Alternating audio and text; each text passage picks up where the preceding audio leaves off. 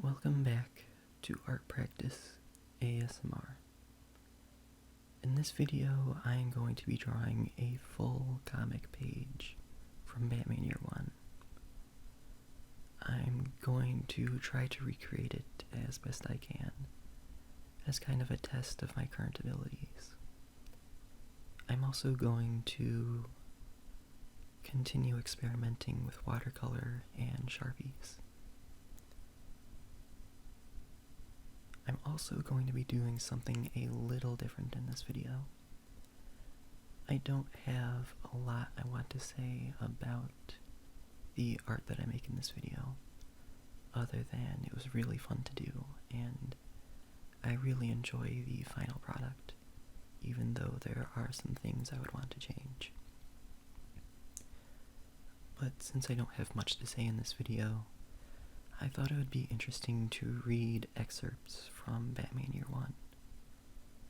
I don't think I'll be reading any of the actual comic because an entire half of that is visual storytelling, and I don't think it would be that interesting for me to be doing voices or something. So what I'm going to be reading is the introduction, the afterword, and the author's notes. I've read these before and I find them very fascinating.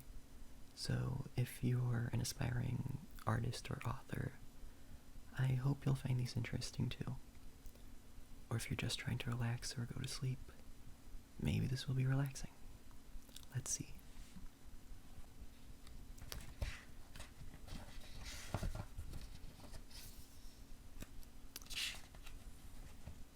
And now I'm going to read you the introduction, written by Denny O'Neil in March of 1988.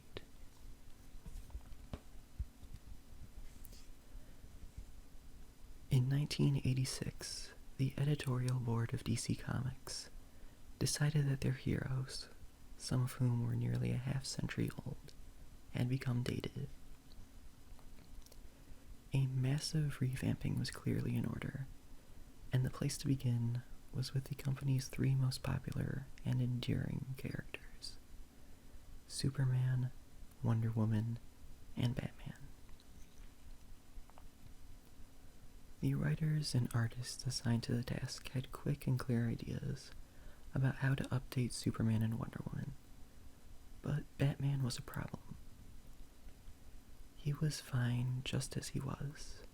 The origin that Bob Kane and Bill Finger had created in 1939 was a perfect explanation of how and why Batman came to be, why he continued his obsessive crusade, and, perhaps more important, it mirrored the fears and frustrations and hopes of a readership coping with the realities of 20th century urban life. So DC's editors decided Batman's origin should not be changed, but it might be improved. It could be given depth, complexity, a wider context. Details could be added to give it focus and credibility. Bruce Wayne's struggles to become the thing that he was trying to create, the Batman, could be dramatized. And finally, the storytelling techniques that comic book creators had developed in those 50 years could be applied to realize the potential of the basic material. The question was, who would do all of this? Frank Miller volunteered.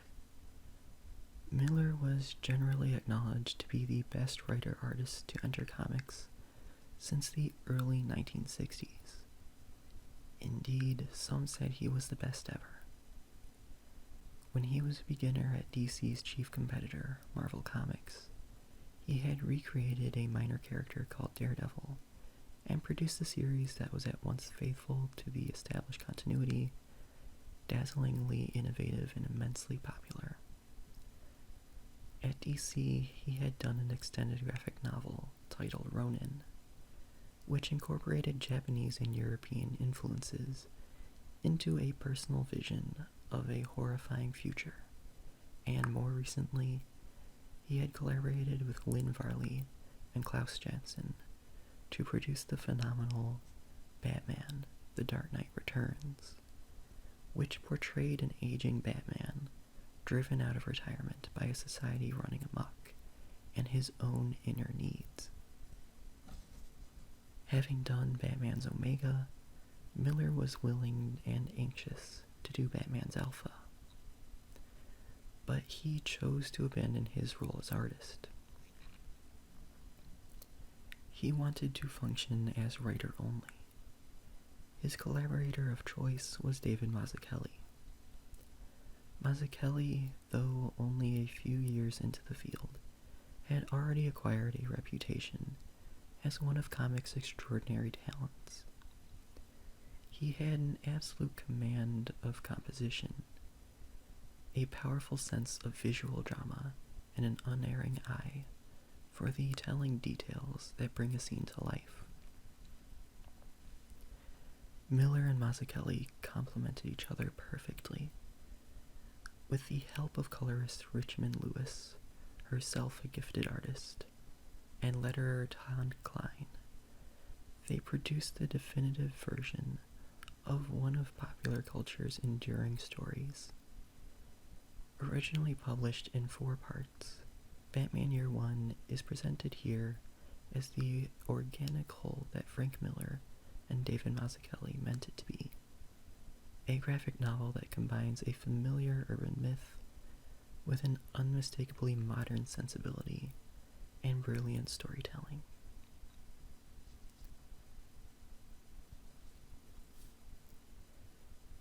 If some of the facts here sound familiar, it's because I actually use this introduction in part as some of my research done for my previous Batman video.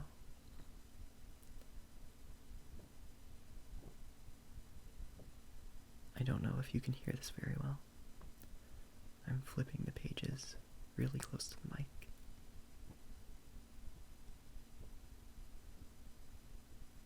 I'm hoping you can hear this, and I'm hoping it's really calming.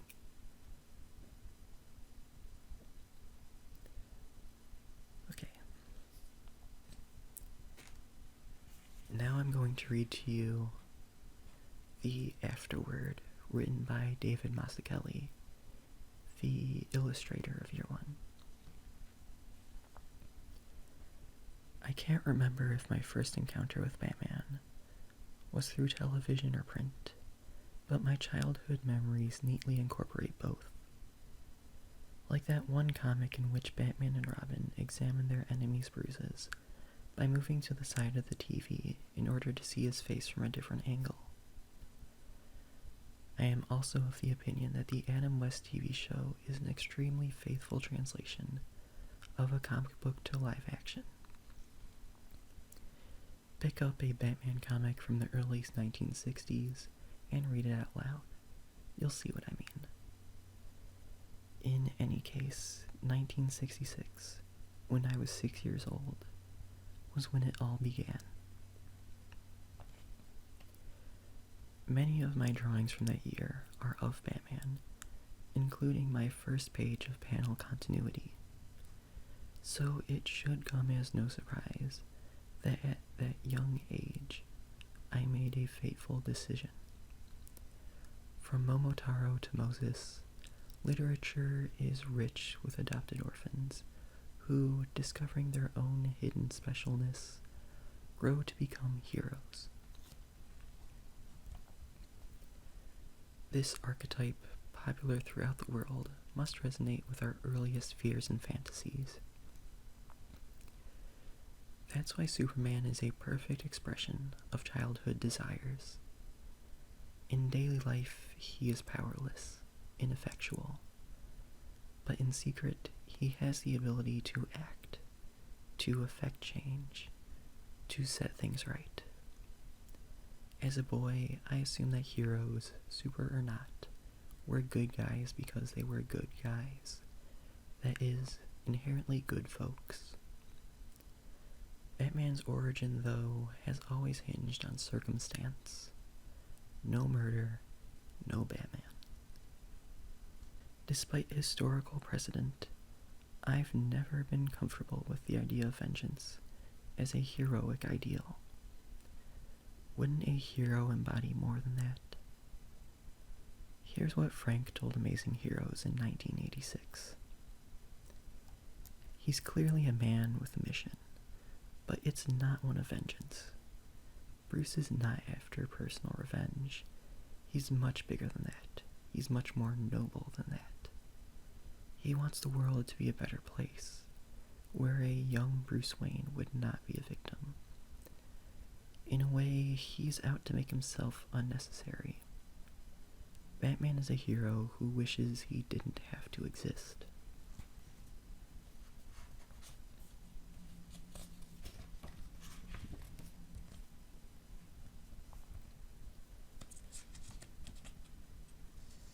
Because of their simplicity, superheroes are easy prey for revisionists. In 1954, Dr. Frederick Wertham saw in Batman and Robin's relationship a coded metaphor for homosexuality. First, let's remember that superhero comics were invented for children, boys really. Wertham made the fundamental mistake of examining these comics with an adult sensibility, and without humor. Here's how I see it. When Bruce Wayne was a kid, his pampered idyllic life was shattered to pieces. Since then, he's been trying to put it back together. It makes perfect sense that his best friend would be 12 years old, because Batman is still a little boy stuck in a man's body. If there's a no girls allowed sign on their Batcave, it's because girls are icky. That's why Catwoman is dangerous. She represents a maturity the boys aren't ready for. And the TV show got a lot of mileage out of this dynamic. Superheroes live best in their own world, a pre-adolescent world. While an interesting experiment, it's probably not a good idea to shoehorn too much reality into the fantasy realm of the superhero.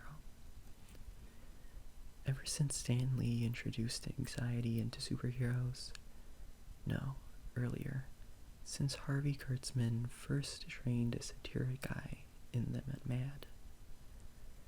The question, what would superheroes be like in the real world, has bedeviled succeeding generations of comic creators. Frank wrote The Dark Knight in a fortissimo operatic mode. But he recognized that my strengths as an artist were more attuned to the mundane. So with Year One, we sought to craft a credible Batman, grounded in a world we recognize. But did we go too far? Once a depiction veers towards realism, each new detail releases a torrent of questions that exposes the absurdity at the heart of the genre. The more realistic superheroes become, the less believable they are. It's a delicate balance, but this much I know. Superheroes are real when they're drawn in ink. I really like what Dave Mazzucchelli wrote here. It really resonates with me as a longtime comic reader.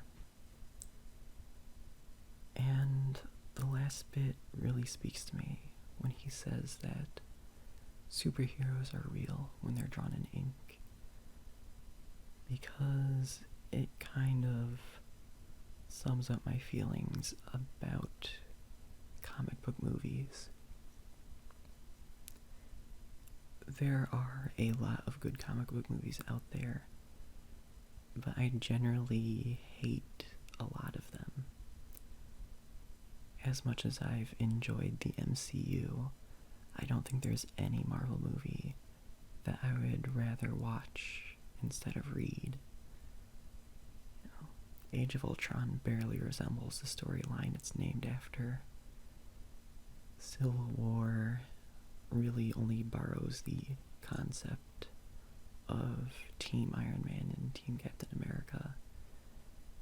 And as much as I love Thor Ragnarok, that movie is barely an adaptation of the storylines that inspired it. It's more of just an original movie, just Taika Waititi going crazy, you know? And I love that, but it's not Thor Ragnarok, and it's not Planet Hulk. It's just what we do in the shadows, but on Asgard.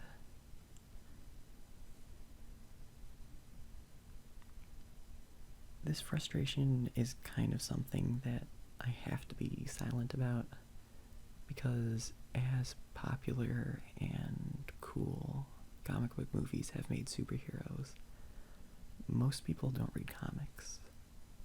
While there are thousands of people who read comics, there's hundreds of thousands of people who watch the movies but don't think comics are cool. And while it's fine if you do that, a lot of Marvel stans don't understand my frustration when I say that I enjoy the movies but don't like them.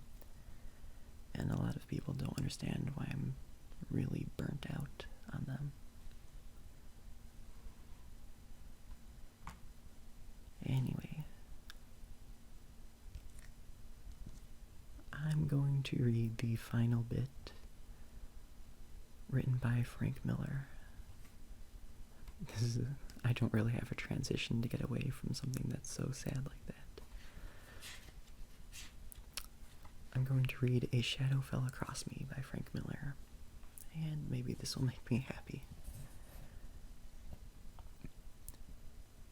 If your only memory of Batman is that of Adam West and Burt Ward exchanging camped-out quips while clobbering slumming guest stars Vincent Price and Cesar Romero, I hope this book will come as a surprise. For me, Batman was never funny. I was 8 years old when I picked up an 80-page annual from the shelf of a local supermarket. The artwork on one story looked good and scary. Gotham City was cold shafts of concrete, lit by cold moonlight. Wind swept and bottomless, fading to a cloud bank of city lights. A wet, white mist miles below me. The street sounds were a soft, sad roar, unbroken and unchanging. Then, somewhere in the stone rat's maze down there, tiny but unmuffled, a pane glass window shattered. The sound was almost pretty, like chimes. The chimes became a single ringing bell, a burglar alarm, the old kind. A Thompson machine gun spat at the bell. A madman laughed wildly, maliciously. The laughter echoed forever.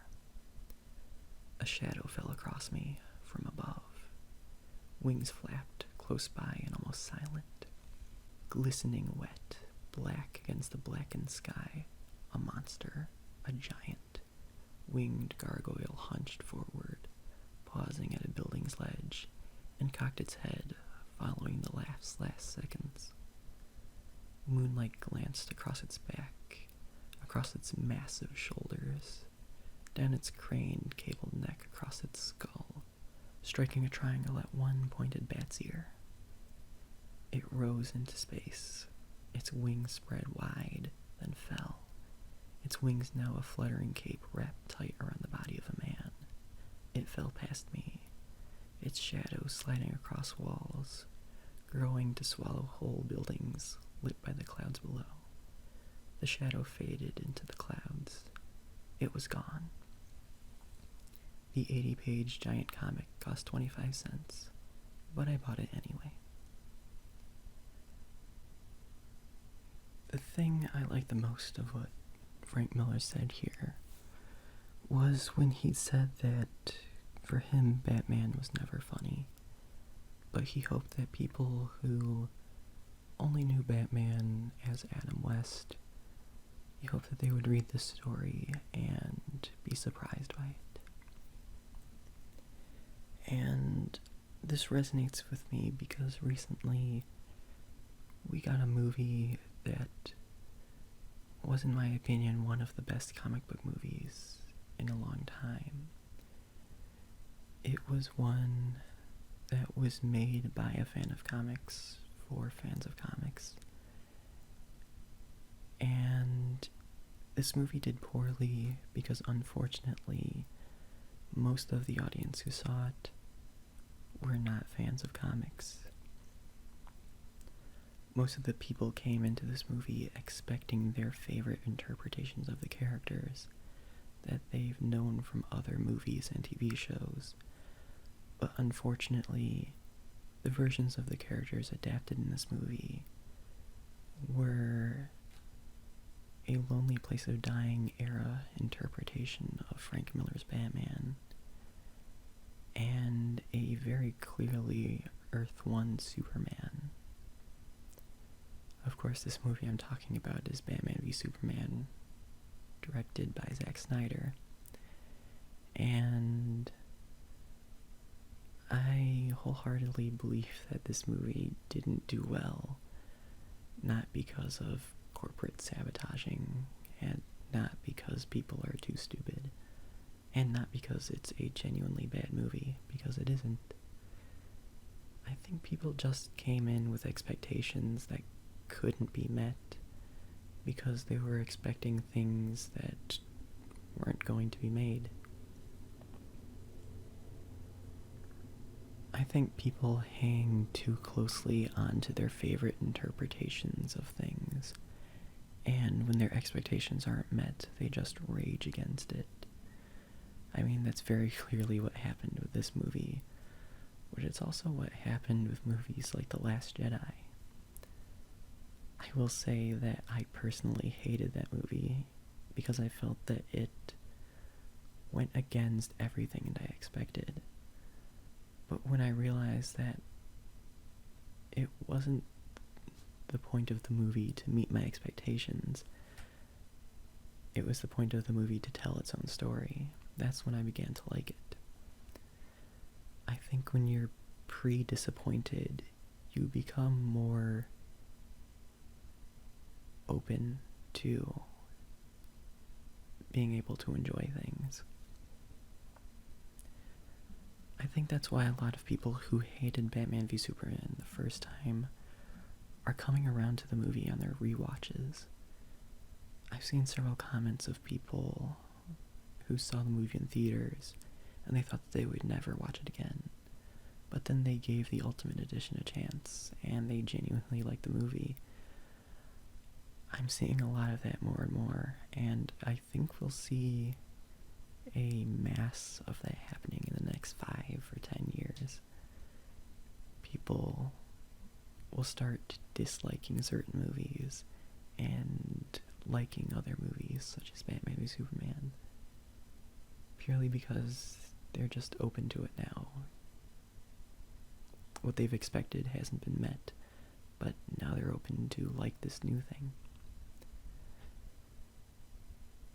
I don't really know how to close out this video, so I'm just gonna say goodbye. Like this video if you want, subscribe if you want. Check out my art on Instagram. Goodbye.